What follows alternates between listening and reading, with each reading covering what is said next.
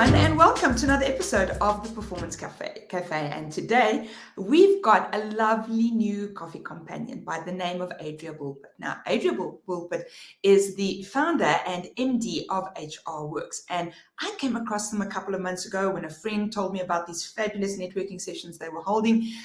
I attended them, fell in love, and thought, I need to introduce you to Adria.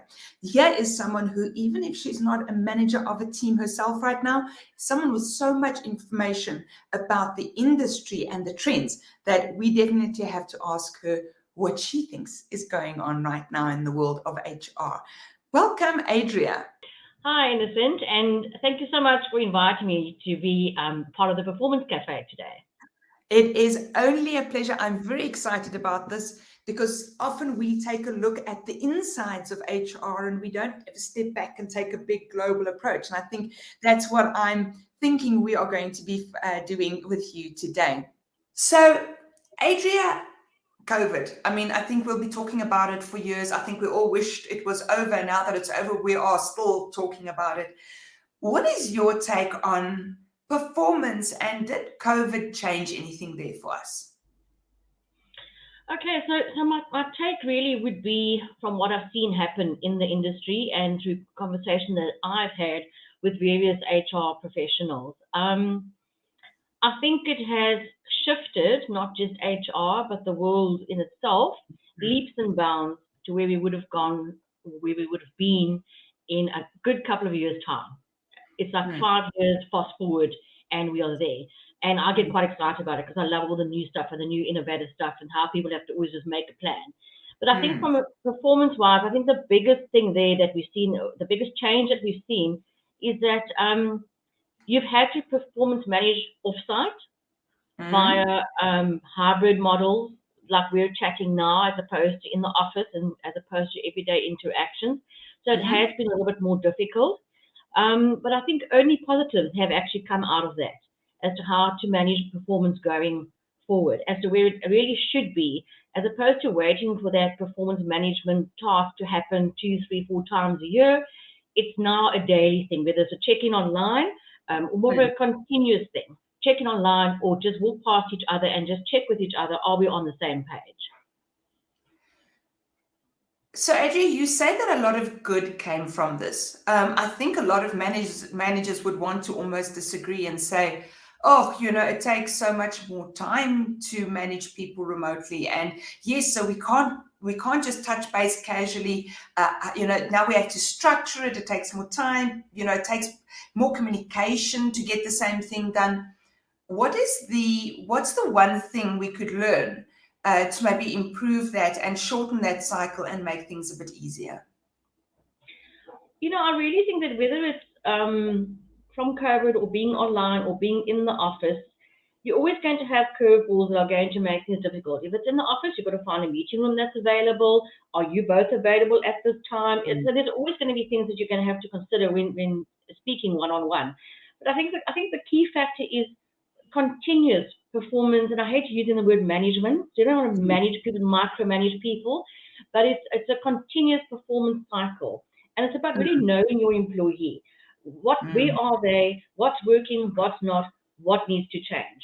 And I think that is the biggest key that's come out of it, is just staying in touch, be engaged, get to know your employees properly. And I think also with us being online and working on an online way when we really had to, whether it wasn't a choice, a lot of team leaders and managers and co-workers got to see the other side of that employee at their home, because maybe they didn't have an office, but they had kids screaming in the background, or husbands being silly walking past, or wives, or animals. One of my colleagues has a goat. She just works on a farm, and the goat comes and says hello at the meeting, But it gives you a little bit more perspective into that individual's life, other than just an employee sitting behind a desk and in meetings. So do I hear you saying it's almost like a humanizing effect, because we're not just seeing the super efficient person grinding out work at the office, it's the whole person that we see. It is the whole person, and I think that is really one of the key things that have come out of that. You've got to get to know your staff, your team members, not just about what they're working on and that, but a little bit about them. Having that whole more of a personal skill with your staff members or your team. other than just what are we doing today, who's doing what, and who's not. Yes. And do you think that's added value at managerial level, or do you think it's just been a bit of a challenge? If you're speaking of managerial level or even a team leader, by that person getting to know their staff members properly can only be added value. If you really know what makes your employee tick or your team members tick, and as an individual, not just as a team or as a group of employees, that can only add value because your employees are your business. So the more you get to know them, the best you're going to bring out of them, the best they're going to want to deliver, and thereby your bottom line will hopefully improve too. So I think it's definitely a win from a managerial side. Wonderful. So I'd like to come back to this the continuous performance discussion, the continuous performance inputs. As you said, you don't like the performance management concept. I like to call it impact planning because we can plan ahead. We can't manage retrospectively, right? When you say it's those continuous feedback loops, what do you think is the best way of dealing with this? Do you think it is important for just individual feedback, or do you think it should take form as a team feedback as well?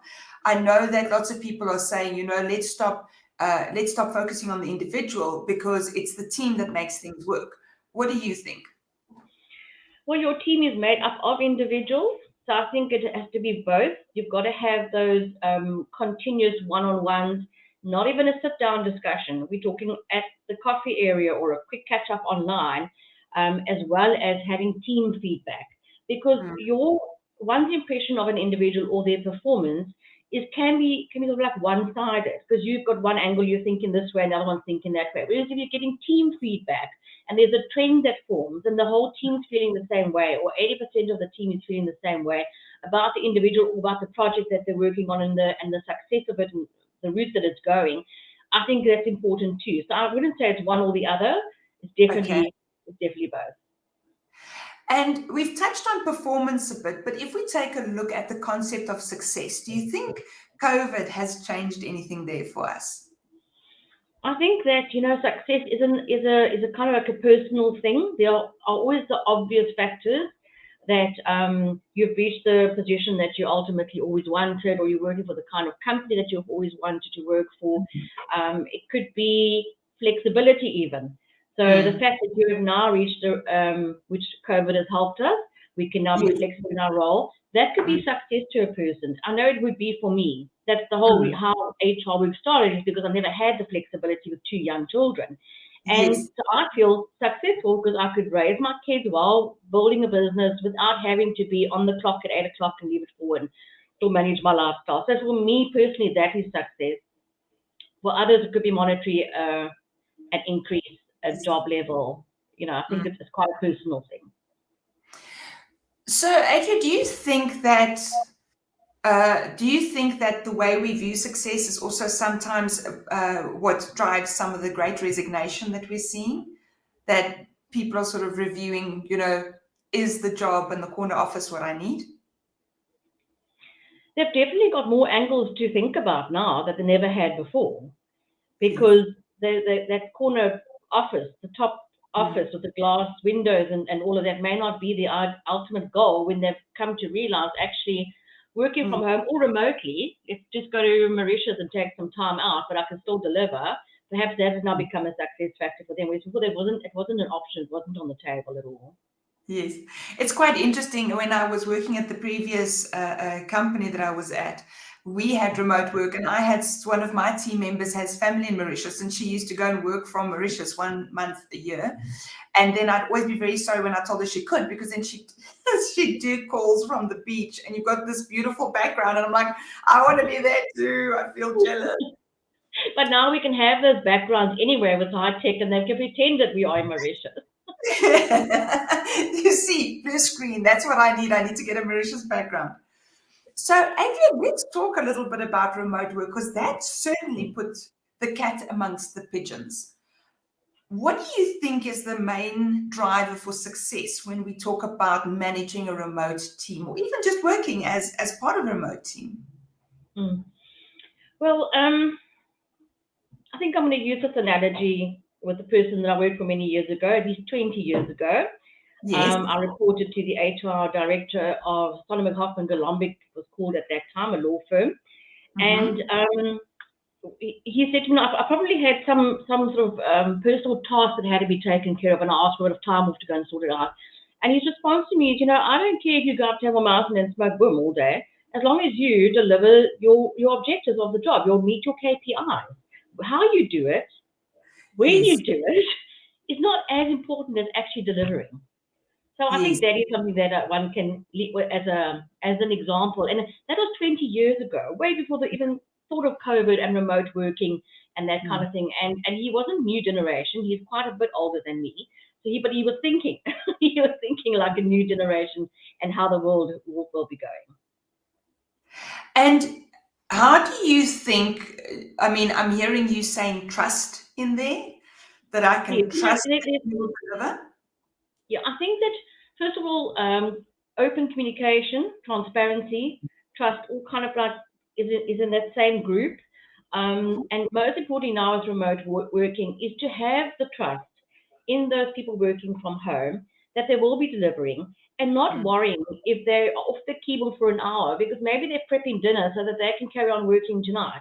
And you can't prep dinner at 8 o'clock at night because your family wouldn't have eaten.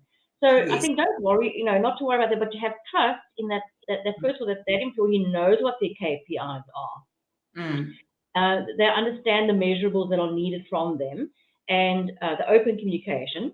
So not to wait until the person actually fails and to watch it failing, to constantly check in. What's working, what's not, what needs to change, especially with the shift that we've had to, everyone is learning, how do we do this and how am I going to deliver and all that kind of thing. Yeah, so I think your trust factors are incredibly important with remote work. And if you are a manager that likes to, what is the word, like hover and almost micromanage your employees, it's not going to work for you, and that team or organization is not going to actually succeed at the end with the way that things have gone now. In fact, your remote hybrid working is now becoming an EVP for a company. Most people will leave a company if they're not offered some form of flexibility. It doesn't have to be completely remote. It'll be different for every person. Some people might just want to be at the office and get away from home surroundings. But it's about that individual and offering the flexible options that are now available to us. So how do we help managers to not micromanage? Because I'm hearing you say, make sure that they know what their KPIs are. You alluded to, again, the performance discussions, but actually like day-to-day feedback and touch bases and that kind of stuff. But how do we help a manager who's, look, let's face it, we were probably all raised with a bit of micromanagement because it was a thing that it was just the done thing, right? I remember I had managers hovering around me the whole time. So they've gotten that pattern. They don't necessarily identify it as a trust issue, but they've gotten into the pattern that in this company, this is how we do it. We do hover, how do we help them? Do you think you can help us with one or two things they can do to change that? It's quite hard for me to say because I'm no longer in the type of work environment where I manage teams or I'm being managed, and it's been a good number of years now that I haven't. But if you've got people that when an organization isn't embracing the change, but you have one or two team leaders or managers that just can't shift, there are workshops to help them. Perhaps they need to go on time management workshops so they can understand what they are requiring from their employees.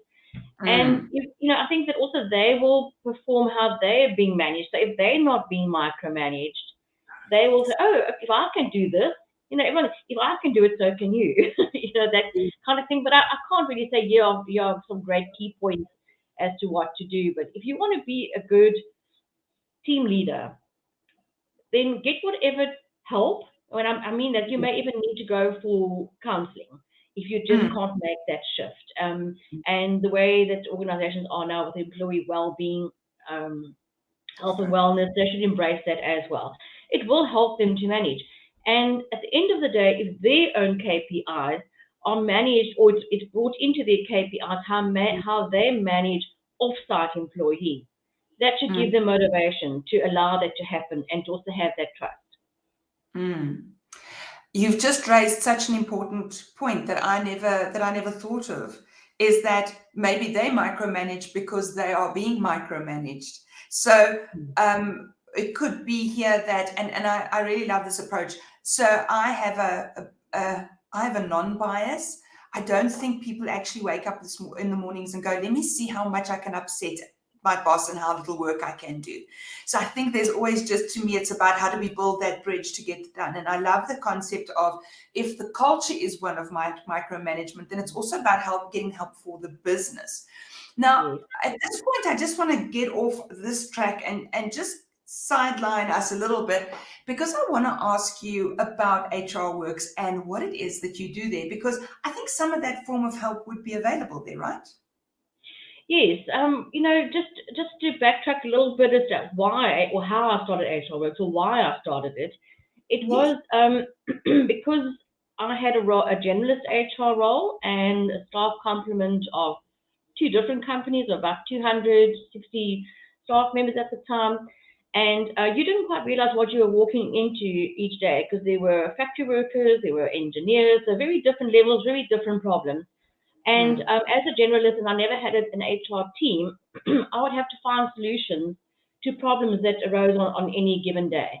And where do you go? You go to Google. So, well, okay, we need change management. We've got to go to change management, or we need a climate survey, or whatever. Okay, so you go to Google and you try and find them. And it was just so long-winded. Before you know it, half the day's gone and you haven't found those service providers that you were looking for. So that is I just realized I need flexibility. I can do this from home, and I can build an HR directory. And that's what I did. And now HRworks is really to help the HR manager to support their role as an HR manager with the support services easy to find. And so did you find that during COVID, or if there was any other trends in the past couple of years, that there was a shift in what resources people actually need and are asking you for? Yeah, I think that the strongest one that has come through over the last year and a bit is the need for how can we measure our employee engagement, because people were feeling a bit lost because they never had people in the office, and you couldn't have those quick chats. And before everyone got on board, some people were even awkward, me myself, having a camera on. That's changed as well. It's not like a given enough to pick up the phone. It's just your voice, that is going. There was such a varied amount. It's really different things that were being asked for, because I offer a service of being able to find any kind of HR support service that you need. So it differed almost like it was when I was working, and today I need this, tomorrow I need that. But then there was a trend that formed after that, around COVID, and I wouldn't even, now still, where people were wanting employee engagement tools, service providers, systems, how do we measure it? And that became almost a weekly inquiry. Can you recommend services around employee engagement? And simply because they were feeling disengaged with their teams and the team members amongst each other. And then I want to ask you, so the idea is behind HRworks that there are tools and services available, and if we can't find it on your directory, then you will make a point of finding it on behalf of whoever is requesting this. Yes, I mean, we've got a vast directory of HR services, but the beauty of it is there's always something new somebody needs. And if we don't have it, then we'll go and find it. And because we've passed on that business, more than likely they will be advertising with us in the future. But over and above the directory, the HRworks website is really there as a free tool to support HR management. They can advertise their HR jobs for free. There's a library of HR articles. So if there's something that's happening in their company that they're not quite sure of how to handle, they're bound to find an article that somebody's written about that. And in fact, during COVID, beg your pardon, we ran a workshop, an online workshop every week for, I think it was about 15 weeks, on what's happening in the COVID world, from the employee law perspective, and formed a group of how people could help each other. And those are still sitting on the website now for free, as a free resource. Wonderful. I was expecting you were going to say that one of the most requested resources was that of well-being. Have we seen a shift there? That's happening now. Is that happening now because everyone's back at the office? Yeah, well, yes and no, because a lot of people haven't, or they're only there for a part of the time. But employee well-being has finally got the limelight that it deserves. And I think that's also because people got to meet the other side of their employee online and realizing, wow, is that how you work? Is that where you stay? Is that what you're going through? And to understand that you need to, not to say to bring everything into the workplace, but make those resources available for employees that are going through a tough time. And there's loads of employee wellness type initiatives. But to be able to offer that as from an HR perspective, from a strategy perspective in the company, bring it into your company culture, is definitely has picked up dramatically in the last while. And I do love what you're saying there is about bringing it into the company culture, because one of my big bugbears is that I don't know that being nice to people has ever been a KPI. And when I say nice, I don't mean the flippant nice or, the easy nice. It's really about connecting and really taking care of and nurturing people. So I really love what I'm hearing there.